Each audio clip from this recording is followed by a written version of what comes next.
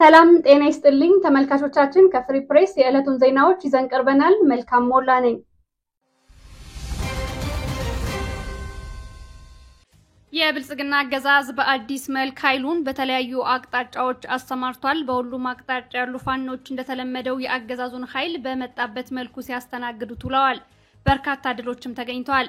በአማራ ሕዝብ ላይ ጄኖሳይድ ለመፈጸም ከነሙሉ ትጥቁ ወደ ጎጃም የገባው አረመኔው አገዛዝ በዛሬው ዕለት በበርካታ አውደ ግንባሮች ከባድ ኪሳራ አጋጥሞታል። የአማራ ፋኖ ብሔራዊ ኃይል የአማራ ፋኖ በጎጃም በ11 አውደ ግንባሮች ድል ተቀዳጅቷል። የአማራ ፋኖ በጎጃም ሁለተኛ ተፈራ ዳምጤ ክፍለ ጦር ደጋዳሞት ብርጌድ በረቡ ገበያ በአረፋ ደብተራ በአገዛዙ ላይ ኪሳራን ሲያስተናግድ ውሏል። አቅሌና ከንቸልቸል በተባሉ ሁለት ቦታዎች የአማራ ፋኖ በጎጃም ኮማንዶ ክፍለ ጦርና የሁለተኛ ተፈራ ዳምጤ ክፍለ ጦር ኮማንዶ ዩኒት በአገዛዙ ላይ ከፍተኛ ኪሳራ አድርሰዋል። የአማራ ፋኖ በጎጃም የዘጠነኛ ሳሙኤል አወቀ ክፍለ ጦር የሶማ ብርጌድና አረንዛው ጎንቻ ብርጌድ ባደረጉት ማጥቃት ጎንቻ አርብ ገበያ ፈለገ ብርሃን ደብረ ወርቅ ጠልማ ድንጅሚት መጣያ በተባሉ ቦታዎች ድል ተቀዳጅተዋል። በአጠቃላይ በዛሬው አውደ ውጊያ አፋጎ ዘጠነኛ ሳሙኤል አወቀ ክፍለ ጦር ሶማ ብርጌድና አረንዛው ጎንቻ ብርጌድ በጋራ በመሆን መጣያ በተባለ ቦታና በፈለገ ከተማ ሙሉ ከበባ ያደረጉና በከተማውም አስገራሚ ድል ያስመዘግቡ ሆነዋል። ፖሊስ ጣቢያውንና በከተማው ውስጥ ያሉ አስተዳደር ቢሮዎችን ለሰዓታት ተቆጣጥረው ውለዋል። በግፍ በየሰበቡ ለጉቦ መቀበያ የታሰሩ በርካታ እስረኞች ተፈተዋል። በተቋሙና በተለያዩ ቦታዎች በርካታ ጠቃሚ ንብረቶች ተገኝተዋል። ሙሉቀን ሽፈሬ የተባለ ከዚህ ቀደም ከተማዋ በፋኖ በነበረበት ሰዓት ፋኖ ነኝ እያለ ለአገዛዙ መረጃ ሲሰጥ የነበረ ተላላኪ ላይ የማያዳግም ስራ ተሰርቷል። ከስራቱ ጋር ሲሰሩ የነበሩ መረጃ ሰጪዎች በቁጥጥር ስር ውለዋል። መጣያ በተባለ ቦታ ከቀናት በፊት በግል ቂም ምክንያት ንጹሃንን ፋኖ ናቸው ብሎ ለመከላከያ አሳልፎ የሰጠው ግለሰብ በፋኖ ተይዞ የማያዳግም ቅጣት ተሰጥቶታል። በጦር ጠበብቶቹ የሚመራውና በቅርቡ ተወርዋሪ ኮማንዶ አሰልጥኖ ያስመረቀው አረንዛው ጎንቻ ብርጌድ ሻለቃ 2 በፈለገ 2 በርካታ መሳሪያዎችን ማርከው የዋሉ ሲሆን የብርጌዱ ሌላኛው ሻለቃ አንድ አርብ ገበያ በተባለ ቦታ ሙሉ ከበባ በማድረግ አንድ ጋንታ መሪን ጨምሮ 7 የሥርዓቱ ወታደሮችን ወደ ላይኛው በመሸኘት ታሪክ ሰርቷል። አራስማ የነበሩ የአረንዛው ጎንቻ ብርጌድ አንድ ሻምበል በግንደወይን ከተማ በመግባት ቴክኒክ ውስጥ ተዘናግቶ የነበረውን ሰፈር ጠባቂ መከላከያ በሰሩት ድንቅ ስራ ሲያስጨንቁት አምሽተዋል። የሶማ ብርጌድ አመራሮች ዘመቻውን ፋኖ ይከበር ኃይሉን ጨምሮ የሳት ሀሩር የሆኑት ይናጭ ሻለቃ በፈለገ ከተማ በ3 አቅጣጫ በመግባት በተደረገ እልህ አስጨራሽ ውጊያ አረመኔውን መንግስት ጉዳት አድርሰውበታል። በውጤቱም የፋኖን ካዘና የሞላ መሳሪያ ተማርኳል። የ8ኛና የ9ኛ ክፍለ ጦር ጫን ያለው ሻለቃና ገደብ ሻለቃ ጠልማ ድንጅሚት በተባሉ ቦታዎች ውጊያ በመክፈት አገዛዙን አስደንብረው ደብረ ወርቅ ከተማ በመግባት ወርቆ ማዳያ የነበረውን የአገዛዙ ኃይል ሲያስጨንቁት ምሽጉን ለቆ ጠባቢት ሚካኤል ወደ ተባለ ቦታ ሸሽቷል። ስራ አስጠባቂ ሚሊሻና አመራሩ ፋኖ ወደ ቤተክርስቲያን አይተኩስም በሚል መድኃኔዓለም ቤተክርስቲያን ላይ ምሽግ ሰርተው መቀመጣቸው ተሰምቷል። ሁለቱም ክፍለ ጦሮች የጦር ጠበብት በሆኑ ወታደራዊ አዛዥና ዘመቻ መሪዎች አስደናቂ ጀብዱ ሲፈጽሙ ከተማውን በፈለጉ ሰዓት መያዝና መቆጣጠር እንደሚችሉ ያሳዩበትን ተጋድሎ በድል አጠናቀዋል። መረጃውን አጠናክሮ ያደረሰን የአማራ ፋኖ በጎጃም የህዝብ ግንኙነት ኃላፊ ፋኖ ማርሸት ፀሐው ነው። በቀጠለው የአፋብሃ በጎጃም ቀጠና የ3ኛ ክፍለ ጦር ጊዮን ብርጌድ አባግስ ሻለቃ ተጋድሎ አድርጓል። ከሰኔ 19 ቀን 2017 ዓ.ም ጀምሮ ለተከታታይ 3 ቀናት አገዛዙ ከባድ መሳሪያ በመጠቀም አባግስ ሻለቃን ለማፈን ቢሞክርም ሽው ገደሌ የተባለውን ቦታ ማለፍ ተስኖት በርካታ ኪሳራን አስተናግዷል። በአባግስ ሻለቃ ናብስቶችና በልጃምብራ ባለጦር መሳሪያዎች የጋራ ጥምረት መመታቱ ተነግሯል።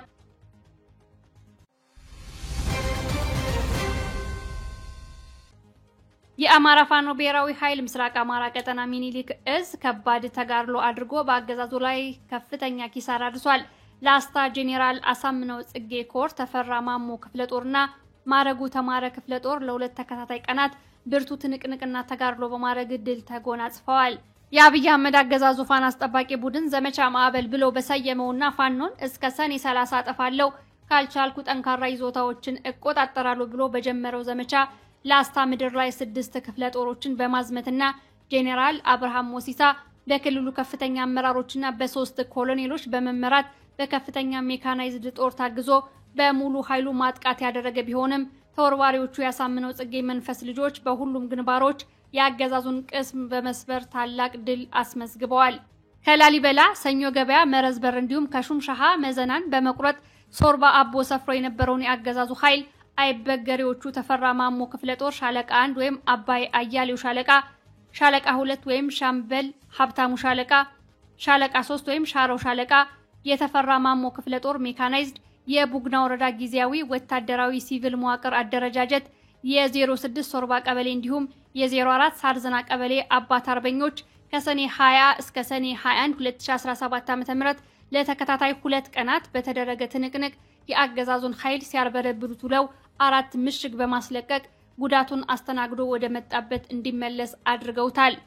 በሌላ ግንባር አንደኛ አቅጣጫ ከላሊበላ መረባርቡ ወደ ብዬ፣ ሁለተኛ አቅጣጫ ከላሊበላ አምጃ ጨርበጣይ፣ ሶስተኛ አቅጣጫ ከላሊበላ ደብረሎዛ ጉርዱበር የመጣውን ያገዛዙ ኃይል ነበልባሎቹ ማረጉ ተማረ ክፍለ ጦር ሻለቃ 1 በረከት ሻለቃ 2 ሀብቴ አበበ ሻለቃ 3 የደጋው መብረቅ ሻለቃ 4 ደሳለኝ ሻለቃና ከዝጊት አምባ ሰማይ ስር በቅርቡ የተቋቋመው 5ኛ ሻለቃ የማረጉ ተማረ ክፍለ ጦር ቃኞች የኮሩ ነብሮ ተወርዋሪ ኮማንዶች ኮር ሜካናይዝድ ቃኝ የድርጅቱ ምስራቅ አማራ ሚኒሊክ እዝ ልዩ ዘመቻ የላስታ ወረዳ ጊዜያዊ ወታደራዊ ሲቪል መዋቅር አደረጃጀት ሙሉ አባት አርበኞች ጋር በመናበብና በመቀናጀት በሁሉም አቅጣጫ የመጣውን ያገዛዙ ኃይል በአስተማማኝ ሁኔታ ለተከታታይ 2 ቀናት በፈጀ እልህ አስጨራሽ ትንቅንቅ ሙትና ቁስለኛውን ታቅፈው ወደ ነበረበት አሳፍረው መልሰውታል። በሌላ አቅጣጫ በኩል መስክ በኩል ወደ ላሊበላ ከተማ ያገዛዙ ኃይል ሬሽን ጭኖ ሲንቀሳቀስ ተከዜ ክፍለ ጦር ደፈጣ በመያዝ አስደናቂ ዘመቻ በመስራት ሙትና ቁስለኛውን ሲያስታቅፉት በሰሜን አቅጣጫ ዋግምራ ዞን ጋዝጊብላ ወረዳ ጄኔራል ኃይሉ ከበደ ክፍለ ጦር በደቡብ አቅጣጫ እሸት ክፍለ ጦር ያገዛዙን ተጨማሪ ኃይልና ሬሽን እንዳይጨምር እንዲሁም በምስራቅ አቅጣጫ በወንዳንቺ እንጅፋት ጥራሪ ክፍለ ጦር ቦታ በመዝጋትና መከታና ከለላ በመስጠት ደጀንነታቸውን አሳይተዋል። በዚህም ለተከታታይ 2 ቀናት በተደረገ እልህ አስጨራሽ አውደ ውጊያ 7 የአገዛዙ ወታደራዊ አመራሮች ሞተዋል። 3ቱ ሻምበል መሪና 4ቱ 50 አለቃና አንዱ 100 መሪ ነው። ከ210 በላይ ሞት ከ280 በላይ ቁስለኛ በመሆን ሌሎችም ተጨማሪ ኪሳራዎችን አስተናግዷል። በርካታ የቡድን መሳሪያዎቹ ከጥቅም ውጭ ተደርገዋል። የፋኖ ካዘና በከፍተኛ ሁኔታ ተሞልቷል። የዝናብ ልብስ፣ መድኃኒት፣ የውሃ መያዣ እጅግ በጣም ብዙ መሳሪያም ተማርኳል። ለተከታታይ 2 ቀናት በተካሄደው ለአስጨራሽ ውጊያ ላስታ ሳምነው ኮር ፋኖችና አባት አርበኞች በላስታ ቡግና ግዳን መቄት ዋግ ተራሮች ስር ዳግማዊ አድዋን የደገሙበት ቀናት ሆነው አልፈዋል። በዚህ የተበሳጨው ያገዛዙ ኃይል እስከ መጨረሻ ጣረሞቱ ድረስ የከባድ መሳሪያ አራሮችን ወደ ንጹሃን በማስወንጨፍ 3 ቤቶችን ሲያቃጥል 3 በሬዎችንና 8 ፍየሎችን ጎርቷል። እንዲሁም 8 ንጹሃንን የጎዳ ሲሆን የ1 ዓመት ህፃንን ጨምሮ 3ቱ ወዲያውኑ ህይወታቸው አልፏል። በመጨረሻም ያገዛዙ ኃይል ሆን ብሎና አስቦበት ምሽግ አድርጓቸው የነበሩ ቤተ እምነቶች ማለትም ሲመኑ መድኃኔዓለም፣ ሰኞ ገበያ ጊዮርጊስ፣ ሶርባ አባ ጃሞ ሚካኤልና መረዝበር ኪዳነ ምሕረት ቤተክርስቲያንን አጥር በማፍረስና ምሽግ በማድረግ ፋኖ የሃይማኖት ተቋማትን ያፈርሳል፣ ክብር የለውም ለማስባልና ከማህበረሰቡ ለመነጠል የተጠቀመው ያለፈበት ፖለቲካ በሰኔ ምድር አርሶ አደሩ እንዳያርስና አማራው በሰው ሰራሽ ረሃብን ለማስጨረስ አስቦ የመጣው ያገዛዙ ኃይል በፋኖቹ እቅዱ ከሽፎበት ሳይሳካ ተመቶ ተመልሷል። መዳረሻውን ድልና ነጻነት የሆነው የአማራ ህዝብ ህልውና ተጋድሎ ተጠናክሮ ይቀጥላል ሲል የአማራ ፋኖ ብሔራዊ ኃይል ምስራቅ አማራ ቀጠና ምኒልክ እዝ ላስታ ጄኔራል አሳምነው ጽጌ ኮር ህዝብ ግንኙነት ኃላፊ ፋኖ ቢሆነኝ በያብን መረጃውን አድርሷል።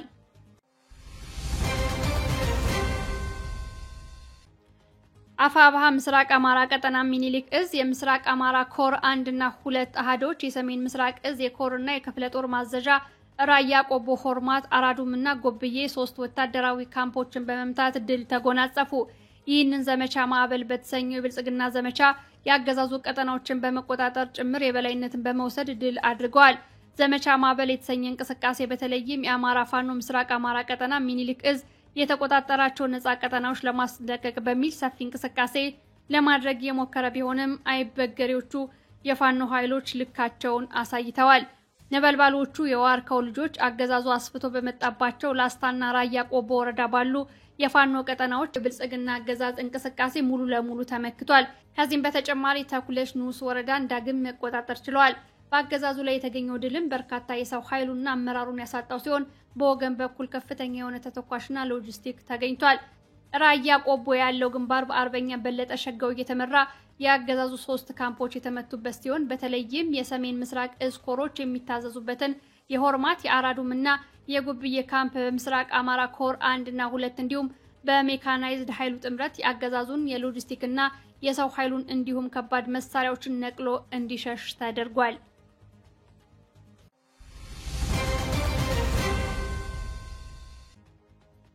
የማስጠንቀቂያ መልእክቶችም ደርሰውናል። የቄጌታ የፍታይ ንጉሴ 6ኛ ክፍለ ጦር የሚከተለውን መልእክት አስተላልፏል። እንደሚታወቀው አረመኔው የአብይ ኃይል አማራን ከስር መሰረቱ አጠፋለሁ በሚል ተልዕኮ በአማራ ሕዝብ ላይ ጦርነት ካወጀ 2 ዓመታትን አስቆጥሯል። አሁንም በርካታ ቁጥር ያለው ኃይል በአራቱም አቅጣጫ በማስገባት መጨረሻ የሌለውን የመጨረሻ ዘመቻ ያለውን ዘመቻ ማዕበል በሚል አውጆ በርካታ አካባቢዎች ላይ ወረራ ፈጽሞ እየተገረፈ ይገኛል። በተመሳሳይ ሰዓትም ህዝባዊ ድጋፍ ያለው ለማስመሰልና ውሸቱን በሚነዛቸው የሚዲያ ተቋሞቹ የውሸት ፕሮፓጋንዳውን በመንዛት ዓለም አቀፍ ጫና ለመፍጠር በነገው ዕለት ማለትም ሰኔ 22 2017 ዓ.ም በየከተሞቹ የድጋፍ ሰልፍ በሚል ህዝቡን አስገድዶ ለማስወጣት ማቀዱን ደርሰንበታል። በዚህም የተነሳ ክፍለ ጦራችን በሚያስተዳድራቸው ቀጠናዎች ማለትም ደንበጫ፣ ማኑኤል፣ ደብረ ኤልያስ፣ ደብረ ማርቆስና ረቡ ገበያ የምትኖረው የተከበርከው ህዝባችን የዚህ እኩይ ተግባር ተሳታፊ እንዳትሆን ሲል አሳስቧል። በተመሳሳይ ንጉስ ተክለ ሃይማኖት ብርጌድ ማስጠንቀቂያ ሰጥቷል። ደብረ ማርቆስ ከተማ አስተዳደር ውስጥ የሚገኘው የብልጽግና መንበር አስጠባቂ ስብስብ እሁድ ደብረ ማርቆስ ከተማ ላይ ሰልፍ መጥራቱን ከውስጥ አርበኞቻችን መረጃው ደርሶናል። ይህንንም ወቅት ደጋፊያችንና ጠላታችንን የምንለይበት ሰዓት ነው ብሏል። በዚህም ብርጌዱን ማስጠንቀቂያ ሰጥቷል። በሰልፉ ላይ ባለመገኘት የተለመደውን ወገናዊ ድጋፍ እንድታሳዩና ራሳችሁን ካላስፈላጊ ጉዳት እንድትጠብቁ ማሳሰቢያ ተሰጥቷል። በተደጋጋሚ ማሳሰቢያዎችና ማስጠንቀቂያዎች ብንሰጣችሁን ጆሮ ዳባ ልበስ ላላችሁ የመዘጋጃና ገቢዎች ቢሮ ሰራተኞች በሙሉ አሁን ላይ በደብረ ማርቆስ ከተማ ውስጥ የከተማ ቦታ ልትመሩ እንደሆነ መረጃዎች ደርሰውናል። ይህንን ድርጊታችሁን የማታቆሙ ከሆነ በእያንዳንዱ ሰራተኛ ላይ የማያዳግም እርምጃ የምንወስድ መሆኑን እናሳውቃለን። አሁን ላይ ከመንግስት የከተማ ቦታ ምንም አይነት መንገድ የምትቀበሉ የከተማችን ነዋሪዎች በሙሉ ፋኖ ወደ ትግል ከገባ ጊዜ ጀምሮ ያገኛችሁት ቦታ ህጋዊ ስለማይሆን ራሳችሁን ካላስፈላጊ ወጪ ታደጉ። ዕለታዊ ዜናዎቻችን ቀጥለዋል። ወደ ተከታዩ መረጃ አልፋለሁ። አሁን የደረሰን መረጃ አለ። አማራ ፋኖ ብሔራዊ ኃይል ምስራቅ አማራ ቀጠና ሚኒሊክ እዝ ምስራቅ አማራ ኮር 1 እና ምስራቅ አማራ ኮር 2 ከራያ አላማጣ ዋጃ መግቢያ ዋልካ መንደር እስከ ራያ ቆቦ ጎብዬ ፌደራል መንገድን ተቆጣጠሩ። ምስራቅ አማራ ኮር 2 1 መድፍ 1 ሱ 23 እና 1 ብረት ለበስ በሞርታር በማውደም ከቆቦ ከተማ ሆርማት ወታደራዊ ካምፕ እስከ ራያ ቆቦ ጎብዬ ከተማ ድረስ መግቢያውን ተቆጣጥረውታል። የምስራቅ አማራ ኮር 2 ሁሉም አሃዶች ዞብላምባ፣ ካላ ኮርማ፣ ታጠቅና ዲቢና ወርቄ ባለር ሽርጡ በተሳተፉበት ሰፊ ቀጠና በሸፈነ ተጋድሎ 3 ወታደራዊ ካምፖችን እንዲሁም 3 መካናይዝድ መሳሪያዎችን በመምታት ሮቢት ከተማን ሙሉ በሙሉ ነፃ ማውጣታቸውን አስታውቀዋል። ሰኔ 20 ለ21 ሌሊት በጀመረ ተጋድሎ በሆርማትና አራዱም ወታደራዊ ካምፕ እንዲሁም በመንጀሎ በሮቢት ከተማና አሚድ ውሃ ባሉ ግንባሮች በርካታ የዙፋን ጠባቂ ሰራዊት የተመታ ሲሆን ከ100 እስከ 200 የሚሆን ቁስለኛ ቆቦ ሆስፒታል 5 ኦራልና 1 ፓትሮል ቁስለኛ ወደ ወልዲያ ሆስፒታል አስገብቷል። ለ2 ዓመት ከፍተኛ ማዘዣ ጣቢያና የሜካናይዝድ ቤዝ አድርጎት የኖረውን ሆርማት ወታደራዊ ካምፕ በደረሰበት ከባድ ኪሳራ ምክንያት ዛሬ ማምሻውን ካምፑን ለቆ ወደ ቆቦ ከተማ ገብቷል። ለዚህ የተዳረገው ከዞብል አምባ ክፍለ ጦር ሜካናይዝድ ጦር በደረሰበት ኪሳራ ነው። በጥቃቱ ከፍተኛ አመራሮችን ጨምሮ በርካታ የወታደራዊ ካምፑ አባላት ጉዳት አስተናግደዋል። ከዞብል አምባ ክፍለ ጦር ሜካናይዝድ በተፈጸመባቸው ጥቃት 1 ብረት ለበስና 1 መድፍ ጉዳት የደረሰባቸው ሲሆን ጥገና ለማድረግ ያደረጉት ጥረት አልተሳካላቸውም። ከዚህ ጋር ተያይዞ ያሳምነው ክፍለ ጦር ሜካናይዝድ ካላ ኮርማ ክፍለ ጦር ብርቱ ተጋድሎ ባደረገበት በሮቢት ከተማ ግንባር 1 ዙ 23 አውድመዋል። በዚሁ ግንባር ምስራቅ አማራ ኮር 1 አሳምነው ክፍለ ጦር 4ኛ ሻለቃ ራያ ቆቦ ጎብዬ ወታደራዊ ካምፕ ላይ ጥቃት በመፈጸም ታላቅ ጀብዱ የፈጸመ ሲሆን ቀጠናውን በመዝጋት አገዛዙ ከወልዲያና ሐራ ተጨማሪ ሰው ኃይል እንዳይጨምር በማድረግ ለተመዘገበው አመርቂ ድል ጉልህ ሚና ተጫውታለች። ምስራቅ አማራ ኮር 1 ሐውጃኖ ክፍለ ጦር ዘመቻ ሀብታሙ ሞላ ብለው በሰየሙት የተከታታይ የ5 ቀን ተጋድሎ ነባር ይዞታዎችን ከማስጠበቅ በተጨማሪ ከራያ አላማጣ ዋጃ ከተማ እስከ ጮቢ በር ተቆጣጥረው ይገኛሉ። አገዛዙ ዘመቻ ማዕበል ብሎ በሰየመው ማጥቃት የሐውጃኖ ክፍለ ጦር ጠንካራ ይዞታዎችን ለመቆጣጠር በጮቢ በር፣ አማያ፣ በጭሮና ኩቢ ቀርሳ ባለፉት 5 ተከታታይ ቀናቶች ማጥቃት ቢያደርግም አይበገሬዎቹ በመከላከል በመጨረሻም ዛሬ ሰኔ 21 2017 ዓ.ም ሙሉ ለሙሉ ቀጠናውን በማስለቀቅ እስከ ጥቁር አስፋልት ተቆጣጥረዋል። ሐውጃኖ ክፍለ ጦር በዘመቻ ሀብታሙ ሞላ ለተከታታይ 5 ቀናቶች ባደረገው ተጋድሎ ድሽቃውንና ድሽቃ ምድብተኛውን ጨምሮ እስከ እግረኛ አመራሮቹ ሙትና ቁስለኛ በማድረግ ብሎም ቀጠናቸውንና ጠንካራ ይዞታቸውን በማስጠበቅና የአገዛዙን ይዞታ ፌዴራል መንገድ ጭምር በመቆጣጠር ዘመቻ ሀብታሙ ሞላን በታላቅ ድል ደምድመውታል።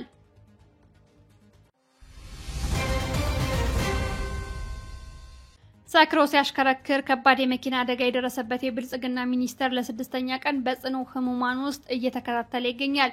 የንግድና ቀጠናዊ ትስስር ሚኒስተር ካሳሁን ጎፌ ባለፈው ሳምንት እሁድ ከደረሰበት ከባድ የመኪና አደጋ ጋር በተያያዘ ላለፉት 6 ቀኖች በኢትዮ ጠቢብ ሆስፒታል በጽኑ ህሙማን ክፍል የህክምና ክትትል እየተደረገለት መሆኑ ተዘግቧል። ሚኒስትሩ በወቅቱ አቅሉን ስቶ ሰክሮ እንደነበርም ተነግሯል።